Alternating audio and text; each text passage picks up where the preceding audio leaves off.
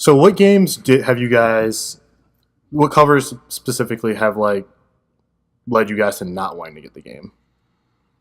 I was going to say, all jokes aside, most sport game covers are just stupid as hell. Because, I mean, I also don't want to play those games. Obviously, you can just have, the one, athlete on the cover, whatever. Falls into the same realm as, like, first-person shooters do. It's always guy with a gun. Yeah. It's the same. It's boring. It's monotonous. It's lazy. But not all guy with a gun covers are bad. No, like not at all. The Bioshock Infinite one. Okay, yeah. I like that one. Yeah. That's a little bit, it's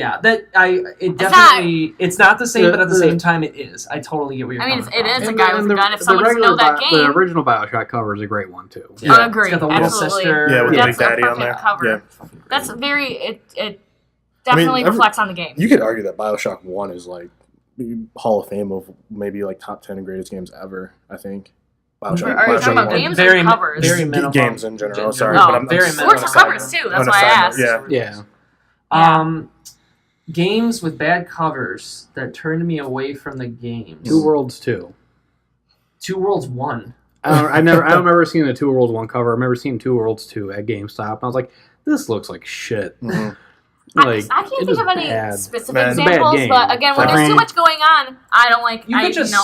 Every Twisted Metal game. Yeah, you could just say from a design perspective. Well, Twisted Metal Black's got Twisted Metal Black was really good. Cool. The half of Sweet Tooth's face. I didn't like that. I did not. I thought it looked cool. I would never at that play point, it, Sweet Tooth had all of a sudden become this big, buff, fucking Jason-looking dude. I'm like, he's got like this white beater on. I'm like, who the fuck? Like, whereas before he was just like a guy. He was like a ghost. He didn't have like a physical existence. But I'd say like simply from just lack of skill in the graphic design, like Bubsy 3D, like it just looks like trash. Yeah. It's so pointy. Yeah.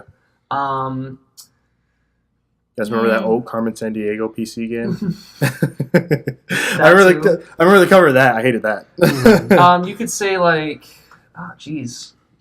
I literally can't think of specifics. It didn't drive me away, but now that I've played the game and I love the game, but the cover really isn't that great. The cover for Rocket League, it looks like a really kiddie game. I actually don't know what that looks like. It's just like a screenshot of it's like a toy car flying through the air and like a ball in the background. Okay. Like it doesn't look like a game that should be as good as it is. Mm-hmm. Yeah, that's interesting.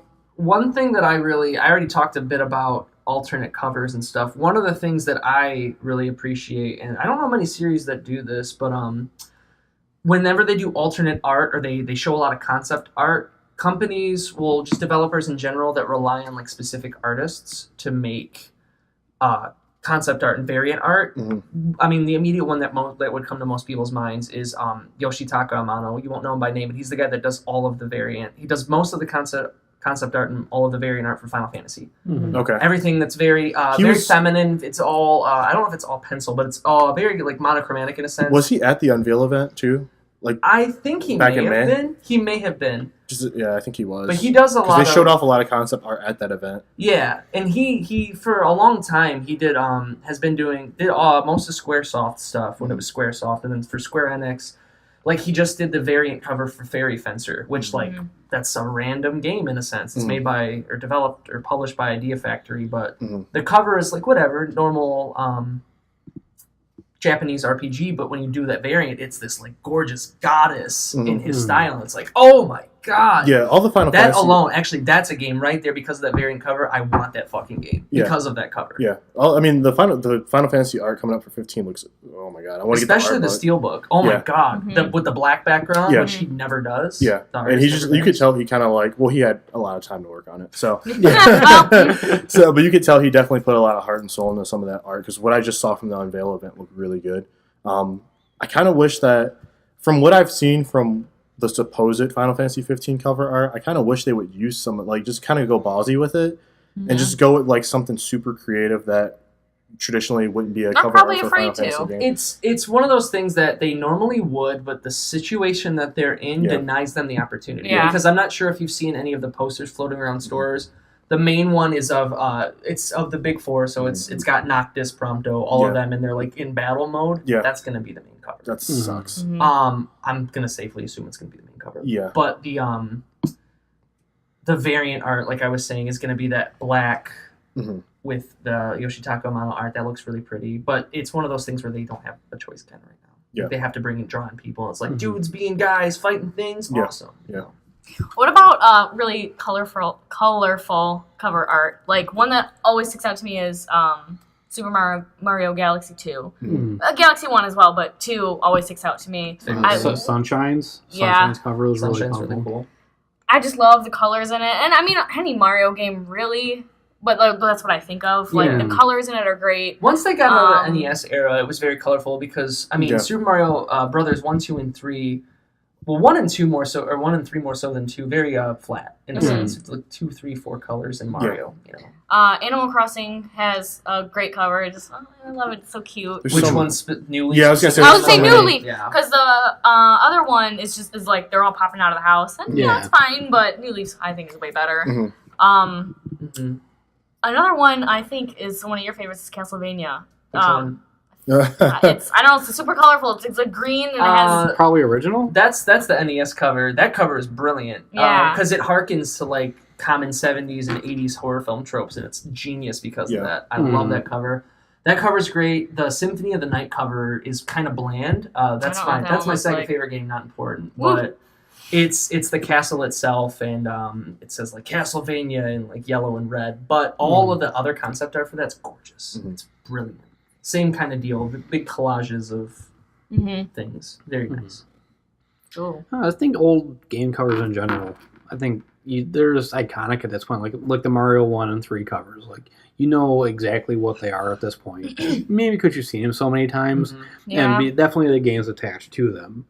But I think there was just something maybe because there wasn't all of the stuff like IGN and Game Informer and all these big outlets covering games back then, you had to have interesting cover art to draw people in. Yeah, for better or worse. Yeah. So I think like the original Mega Man 1 cover is ludicrous. It's the most, it's a farce. Yeah. It looks so different than the game. Like they tried so hard with that one. That's a lot of NES covers. Talking about older, but this isn't as old because it's PlayStation, the Heart of Darkness cover. I like it. I fucking love it. I've never seen this, actually. I think it looks cool. There's a game called Another really World, also known as Out of This World. I was going to say, when you said Another World, I was like, what are you talking about? It's originally called Another World. I didn't know that. It's called Out of This World. It was made by one man. I can't remember his name, but he's from France. And basically, he made this game, Heart of Darkness, and it relies a lot on cinematics. If you've never played Out of This World, it is like the best cinematic experience on the Super Nintendo and the Genesis. There's nothing better. Really? And then Heart of Darkness was, I don't know if it was a launch title for the PlayStation 1, but it was released like within the first year. And it is beautiful. Really? And it's amazing and engaging, and the stories are great, but the covers, the art itself is brilliant. This one that lacks color, I believe, I don't remember who brought it up earlier. What was it? Resistance or something like that? Oh, yeah, Resistance. Is that what you brought up? Is that what I'm thinking of? Yeah, Resistance Fallen Man's first cover, because that was one of the first things I remember seeing about it. Immediately drew me in because it's a normal battlefield, but it's the alien head with 4 eyes, and it was like, what? Yeah. I was like, what's going on here? Maybe it's the fact that I just saw so much gameplay by the time I saw this that I was like, I don't know. It wasn't for me. I love this The Resistance games were great games. Yeah. Awesome stories. I think the first Fallen Man specifically, I thought is one of the best games on the PS2. A lot of people like the first Resistance game. A lot of people like all of them. There's a huge fan base to them. That surprised me, actually, because, I mean, the only thing I could keep thinking about was Killzone 2. All I could think about was, I'm like, this looks cool. Good cover, too. Yeah, this is the Killzone 2 cover. Yeah. All of Killzone's original, because they were kind of ballsy with their art too, because theirs was very they're ballsy with a lot of stuff. Yeah, Killzone was like, like, we're gonna do it this way, and it's gonna be very brutal. Yeah, like they're just very like, we're gonna dominate. Yeah, and Killzone's art's very good. Yeah.